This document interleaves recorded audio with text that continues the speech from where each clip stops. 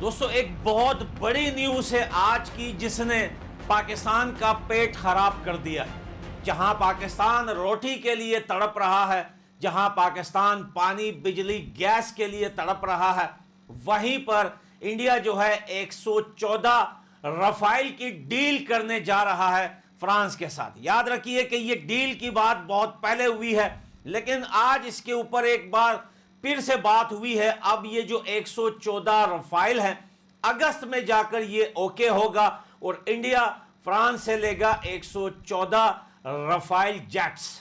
अब देखें, एक तो 114 रफाइल इंडिया के पास आने के बाद पाकिस्तान की तो वैसे भी रूह कांप रही है, लेकिन इससे भी बढ़ के एक न्यूज ये है कि ये जो 114 रफाइल है, इसमें से 90 रफाइल जो है वो इंडिया में ही बनेंगे। वो कंपनी फ्रांस की इंडिया के साथ मिलकर इंडिया के अंदर 90 रफाइल जेट्स को जो है वो तैयार करेंगे भारत के अंदर। यह न्यूज सुनकर पाकिस्तान के अंदर एक तरह का खौफ छा गया है, एक तरह की जेलसी हो गई है इनको कि भैया 114 रफाइल।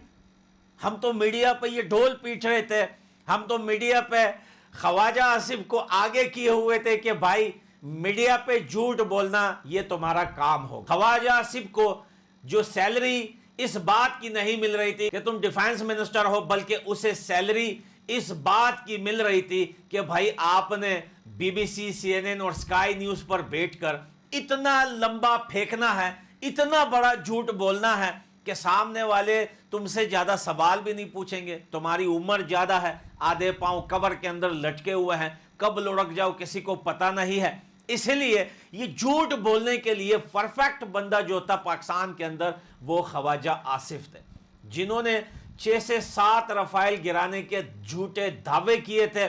लेकिन अब इनके अंदर डर और बढ़ गया है जब इंडिया ने 114 रफाइल जेट्स जो है वो फ्रांस के साथ डील की है। दोस्तों ये डील इतनी बड़ी है कि यहां पर पाकिस्तान जैसे छोटे देश तो छोड़िए, यहां पर बहुत बड़े बड़े देश इस बात पर घबरा रहे हैं और कतरा रहे हैं कि आखिर इंडिया करना क्या चाहता है। इंडिया इतना स्ट्रांग हो चुका है पिछले कुछ सालों में, जैसे कि माना जा रहा है दुनिया के अंदर। ग्लोबल रिपोर्ट है ये, आप देख सकते हैं कि इंडिया 2030 तक हो सकता है कि वर्ल्ड पावर बने, और ये दर्द सर यूएसए के लिए भी है। देखें, अब आप सोचते हैं कि भाई चाइना भी तो है, चाइना क्यों नहीं बनता, भाई रशिया भी तो है, रशिया क्यों नहीं बनता। देखें, रशिया, चाइना और यूएसए की दुश्मनियां या उनके टेंशन्स बहुत पुराने हैं। इंडिया वो कंट्री है जो इन सब से अलग होकर अपनी जगह बैठी है, और पिछले कई सालों से इंडिया अपने एयरफोर्स को मजबूत कर रही है। और आप ये बात भी मत भूलना, पिछले साल 2025 में इंडियन एयरफोर्स जो है वो चाइना से आगे निकल चुकी है। अब डिफेंस सिस्टम, टेक्नोलॉजी सिस्टम, बड़ी बड़ी कंपनियां दुनिया में माना जाता है चाइना बिजनेस के फील्ड में, लेकिन चाइना से बहुत बड़ी बड़ी कंपनियां वो इंटरेस्ट दिखा रही है कि वो इंडिया आना चाहती है और वहां पर इन्वेस्टमेंट करना चाहती है, और ऐसा हुआ भी है। बहुत बड़ी बड़ी कंपनियां जो है वो चाइना से शिफ्ट होकर इंडिया आ चुकी है, और इंडिया में आज हर वो एक चीज बन रही है जो दुनिया में ब्रांड है, या दुनिया में नंबर 1, 2, 3, 10 तक जो उनका रैंकिंग है, वो चीजें आज मैन्युफैक्चरिंग सब जो है इंडिया के अंदर हो रही है। इंडिया ने अपने आप को इतना मजबूत कर दिया, राजनाथ सिंह सर के कल के स्पीच से जो उन्होंने विजय दिवस के मौके पर दिया था कि भाई हम डेटा सेंटर्स बना रहे हैं, हम दुनिया को यहां पर जो है साइंटिस्ट दे रहे हैं, डॉक्टर्स दे रहे हैं, बड़ी बड़ी टेक्नोलॉजियां यहां पर कंपनियां बना रहे हैं। लेकिन हमारे साथ आजाद हुआ पाकिस्तान आज भी इस बात पर बिजी है कि वो अपने देश में चंद लोगों को पैसों से खरीद कर उन्हें ट्रेन करके कहां भेजा जाए। इंडिया इतना बड़ा पावर बन चुका है दुनिया के अंदर, और इतना फास्ट बन चुका है, इतना जल्दी वो आगे आ चुका है कि आप सोच भी नहीं सकते। अब आप सोच रहे हैं कि इतने सारे रफाइल का इंडिया करेगा क्या? जब आप सुपर पावर बनते हैं, जब आपकी इकोनॉमी जो है दुनिया के बड़े बड़े देशों से जाके टकराती है, जब आपके अंदर इतनी पावर आ जाती है कि अब आप दुनिया के उन बड़े देशों के लिस्ट में आ जाते हैं तो वहां पर आपको हर चीज की नीड होती है। दोस्तों, S-400 के आने के बाद इंडिया में पाकिस्तान रोया था, कई साल तक रोया था, और S-400 का मजा तो इन्होंने चखा नहीं, क्योंकि भाई S-400 तो पाकिस्तान के लिए यूज भी नहीं किया गया था। लेकिन भैया अब 114 रफाइल, पाकिस्तान बोल रहा था कि भाई हमने 6-7 रफाइल गिराए हैं इंडिया के, क्योंकि इनको पता भी नहीं था कि इंडिया के पास रफाइल कितने हैं। अब 114 रफाइल आने के बाद आसिम मुनीर की नींदें उड़ गई है।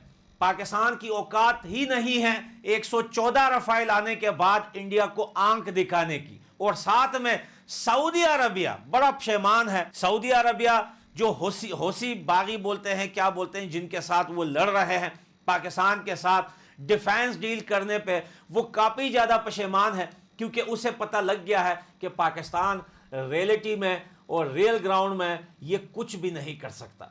पिछले कई दिनों से, 1 महीने से या 2 महीने से सऊदी लड़ रहा है, उसके ऊपर अटैक्स हो रहे हैं, सऊदी जल रहा है, पाकिस्तान अपनी पार्टी बनाने में मगन है। पाकिस्तान जो है अपना पूरा मीडिया इस बात पे लगा रहा है कि भाई भारत के अंदर क्या हो रहा है, लेकिन भारत क्या कर रहा है वो आपके सामने है। 114 रफाइल की ढील, तो यार 114 रफाइल जेट ये तो इतनी बड़ी बात नहीं है। अगर ये इतनी बड़ी बात नहीं है तो आप पाकिस्तान से जाकर पूछिए कि आज उनकी टांगे कैसे कांप रही है, आज वो कैसे डर रहे हैं 114 रफाइल जेट से। और पिछले कई महीनों से इंडिया से बहुत सारे आर्मी चीफ से लेकर फॉरेन मिनिस्टर से लेकर डिफेंस मिनिस्टर से लेकर प्राइम मिनिस्टर, हर एक नेता पॉलिटिशियन ने इंडिया से पाकिस्तान को सिर्फ एक बात कही है कि हमें सिर्फ इस बात का वेट है कि तुम एक छोटा सा मिस्टेक करो, एक छोटी सी गलती दोबारा करके दिखाओ,